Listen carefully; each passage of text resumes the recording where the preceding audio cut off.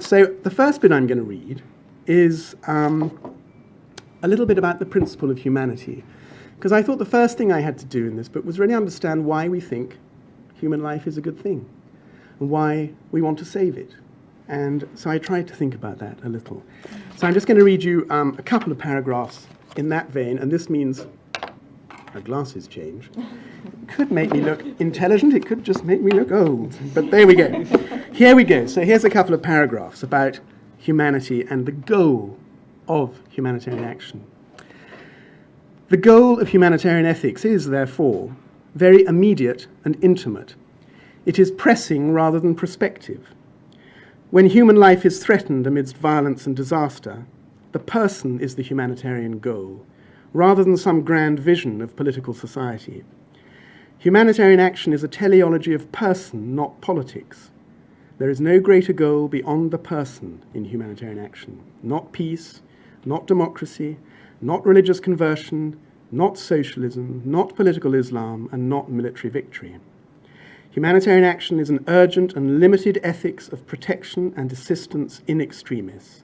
It may have interests in peace and the wider political, economic, social flourishing of human beings, but these interests function more like hopes than goals.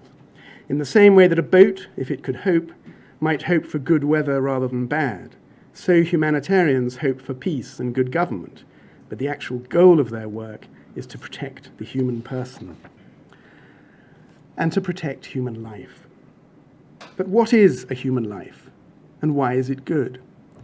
How should we understand this basic good that commands our most fundamental morality and requires humanitarian action? Life is all we have as human beings. It is because of life, its pulsing, breathing consciousness, that we know joy and pain, others and ourselves. With life, we exist and face outwards to create meaning, relationships, and love. Most importantly, human life is a unity of body and mind. There is no dualism between the life of the body and the life of the mind.